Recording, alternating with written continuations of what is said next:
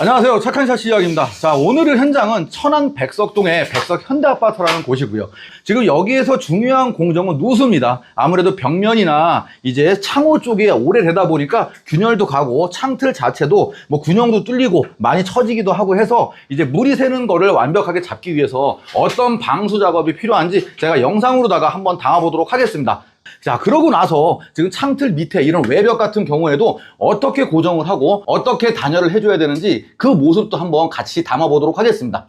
자, 지금처럼 저런 식으로 큰 유리를 이렇게 들고 다니기 편하게끔 만듭니다. 이렇게 절단을 해가지고 사다리차나 엘리베이터를 이용해서 내린다고 보시면 될 것 같아요.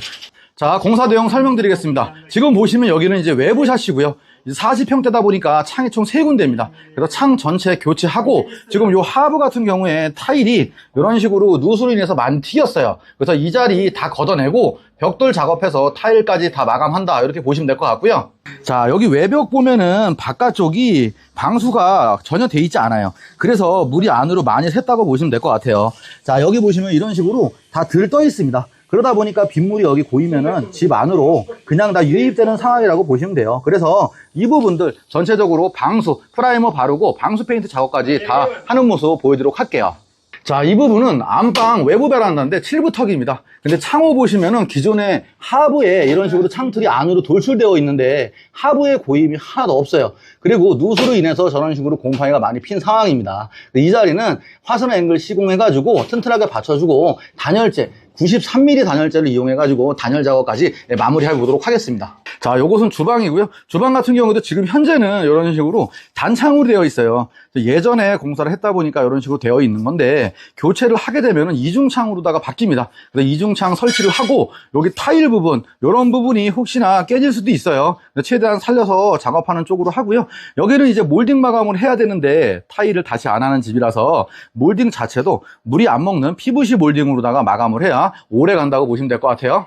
자, 이것은 후면 베란다입니다. 이거 세탁실이고요. 세탁실 같은 경우에 마찬가지로 이런 식으로 한 4m 되는 게 한 틀로 되어 있어요. 근데 이곳 같은 경우에는 절반 나눠서 두 틀로 나눠줄 겁니다. 그래서 저 세탁실 쪽에서 문을 하나 열고 이쪽 중문 쪽에서 문을 하나 열어서 환기가 더 용이하게끔 해드리고, 보일러가 나중에 설치하다 보니까 이런 식으로 노출이 되어 있는데 이것은 제가 철 절곡을 접어가지고 감싸서 깔끔하게 마무리한다 보시면 될 것 같습니다. 자, 그래서 이건 역시도 깔끔하게 교체해 보도록 하겠습니다.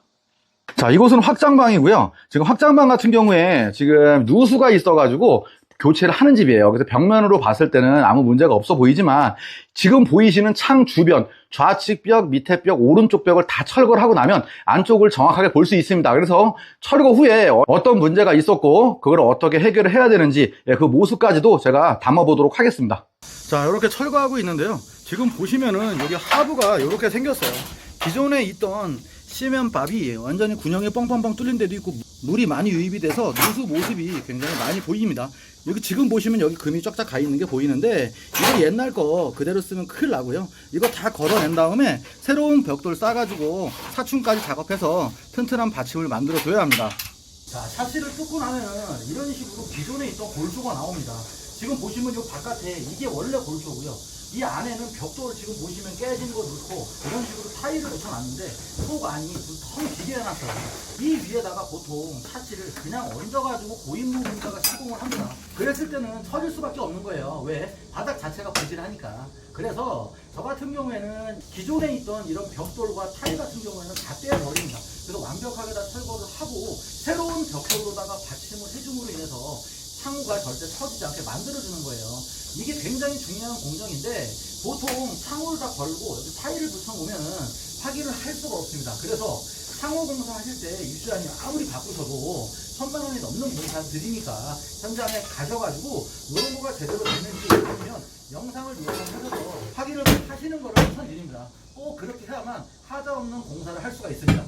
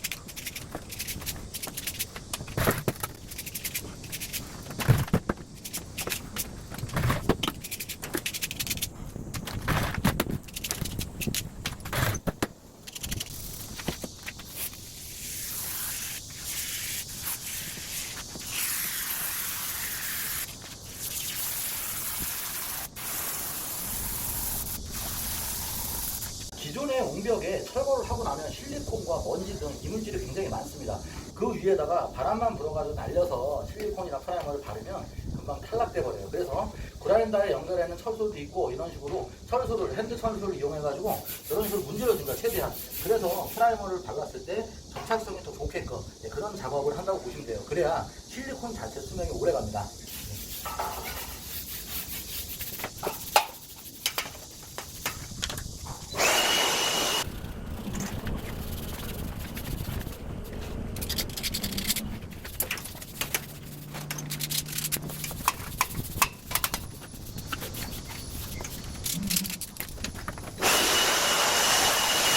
자, 이제 여기 안방 같은 경우에는 지금 걸리는 데가 없습니다.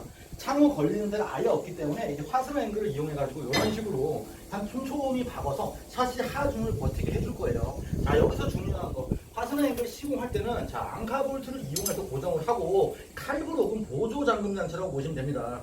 처음부터 이런 앙카 없이 칼브로그로만 고정을 하면 차후에 무게가 실렸을 때 넘어와 버립니다. 굉장히 위험합니다. 그래서 시공할 때는 꼭 앙카 볼트를 이용해서 고정을 해줘야 된다. 이거 굉장히 중요한 내용이니까 시공하실 때 꼭 확인하시기 바랄게요. 자, 그럼 뭐 이렇게 고정을 시켜줄 텐데 왜 이런 식으로 화순 앵글을 받쳐야 되는지 한번 보여드리겠습니다. 자, 여기 난간대가 있는데요. 자, 여기 난간대 한번 보여드릴게요. 자, 여기 지금 손가락 하나 정도밖에 없습니다. 그럼 방충망이 일도 다녀야 되기 때문에 이 앞쪽으로 나와야 돼요. 그렇기 때문에 이 옹벽에는 창틀을 아예 얹을 수가 없습니다. 자, 그러면 화승 앵글을 한번 설치해 보도록 하겠습니다.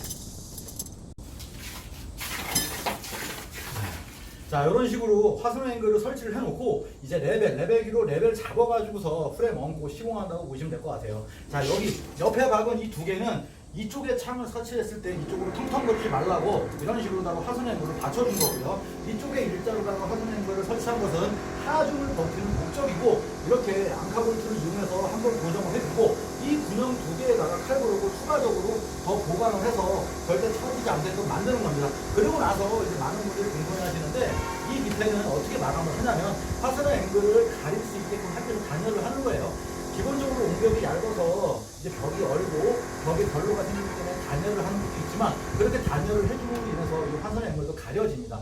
예, 여기다가 90mm 단열을 하거든요. 이렇게 작업한다고 보시면 될 것 같습니다. 자, 이제 1차 프라이머를 도포를 할 거예요. 도포를 할 때 이렇게 까짝 가르는 게 아니라 뭐 틈새, 금간대, 크랙 같은 경우는 있기 때문에 충분한 양을 여기다가 발라줘서 코팅을 한번 해주고 그 다음에 이 프라이머가 굽고 나서 방수 페인트 작업을 먼저 해줄 겁니다.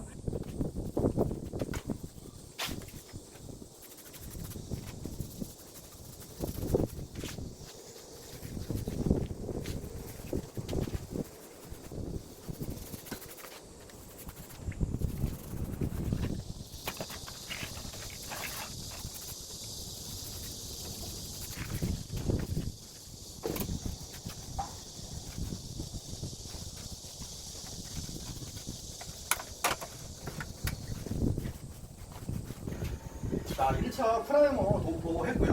여기다가 이제 방수 페인트를 해가지고 두세 겹 정도 더 발라보도록 하겠습니다.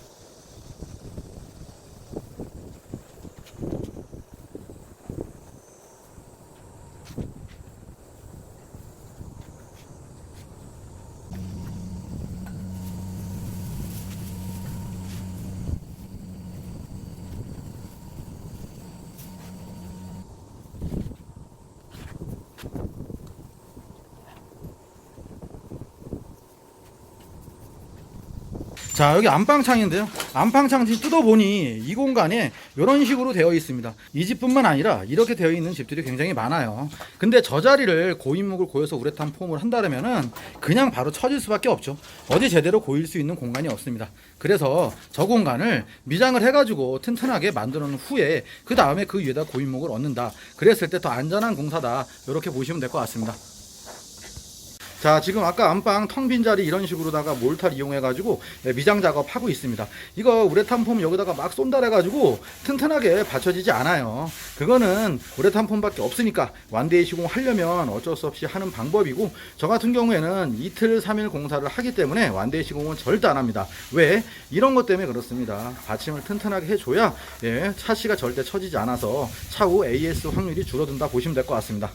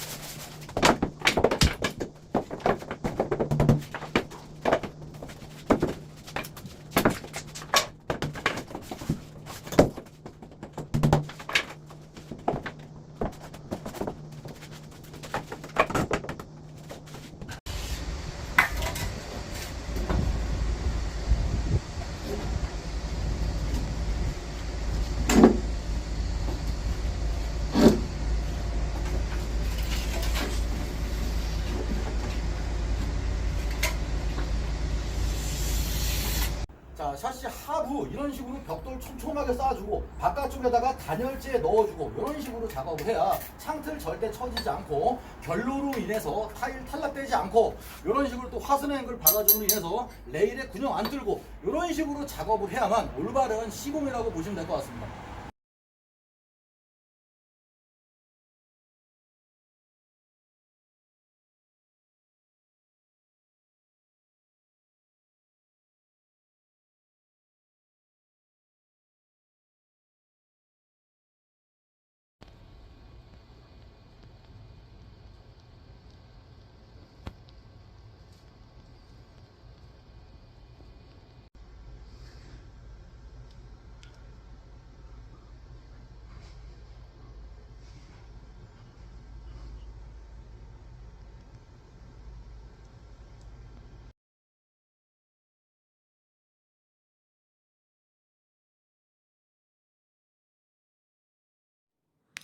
자, 천안 백석동의 현대아파트 외부 샤시 교체 누수로 인해서 교체 결정을 하셔가지고 3일 동안 공사 진행을 하였습니다. 3일 동안 공사한 내용 지금 보고 오셨을 텐데요. 지금 보여드리는 영상은 마무리 영상입니다.